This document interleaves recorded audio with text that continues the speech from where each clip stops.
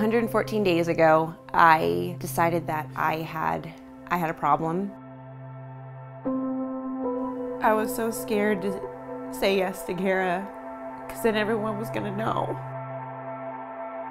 It just holds a lot of embarrassment and a lot of shame because I'm 30 years old and I didn't know how to stop.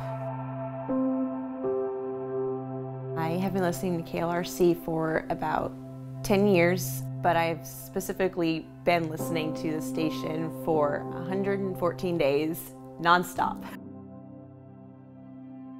I originally moved here from Naples, Italy. I got married back in May. I have a little boy, his name is Carter, and then I have another little boy, his name is Brinkley. Then I have an adult child, my husband. He is a fireman and my best friend and my partner in crime. I would go to karaoke nights at 3 different restaurants or bar scenes and compete in competitions and just sing. Music is very, very, very attached to my heart. Liquor gives you liquid courage, or so I thought, and it just kind of became more and more of a regular routine. I understood the word alcoholism, I understood disease, but as I understood, I could give it up anytime I wanted to. And I just got into this routine of stopping every single day and picking up a bottle of vodka. I just decided to change to my preset, which was the very last one of my car station, and it was KLRC. And I was listening to Mandisa, and it distracted me, and I ended up driving straight home. I did not realize what, an impact my music I listened to, what a trigger it could be. There was just so many emotions, and it was almost too much to handle. After I got out of that withdrawal period, my marriage was easier. Listening to my children laugh it sounded like I was hearing it differently. Everything's a lot more clear. February 4th will be my 4-month mark. I was on, I believe it was 19 or day 20, just finishing, going through those withdrawals, and that obsession is still there. And that is when that day I had flipped through the radio station, and I was like, man, everything I'm listening to is just triggering this need, this want. I had been listening to Kara, and for a few minutes I was like, do they understand the motivation that they give I'm gonna call. And I'm stuck in traffic and I'm still heading to the liquor store, and they pick up. I am, and still today, I'm so grateful for everything that you guys do. Every time that a song comes on, it's like exactly what I need to hear in that moment, and it's relating to whatever it is I'm going through. It had distracted me from the whole reason, I was still driving past my house. I wanted them to know what it meant for me, because if there wasn't a KLRC, then I wouldn't have a safe place for music, and that day I probably wouldn't have made it to day 21.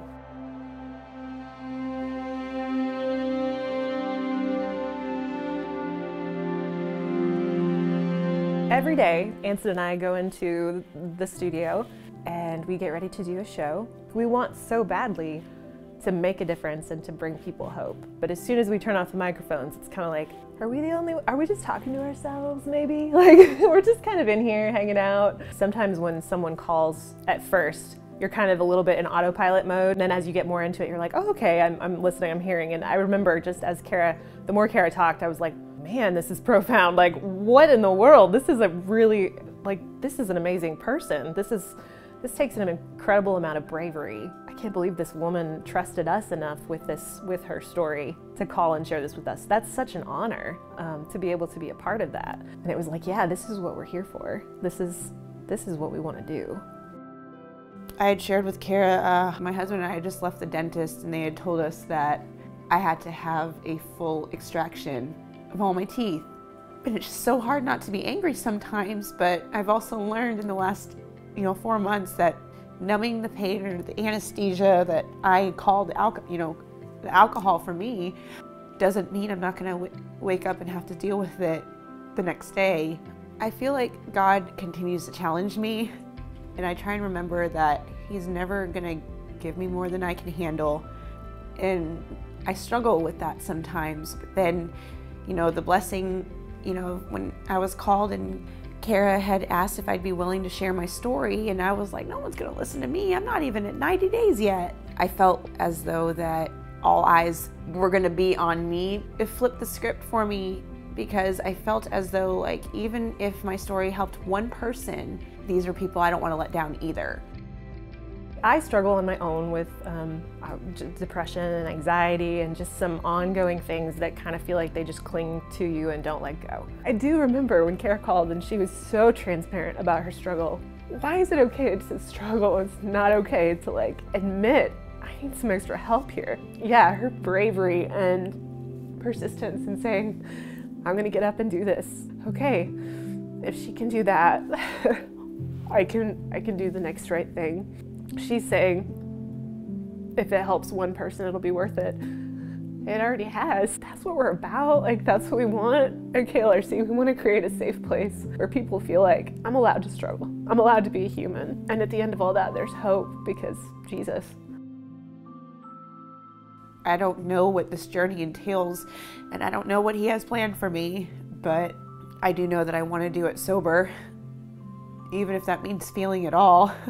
For the first time in 30 years, and I'm not alone, and I don't have to do it alone, and my kids need me, and my husband needs me, and I will still be on the road to recovery. I have a disease, and the moment I forget that, the moment I become weak enough to tell myself it's okay to pick up a drink, and it's just one. This is probably the happiest I have been in 30 years.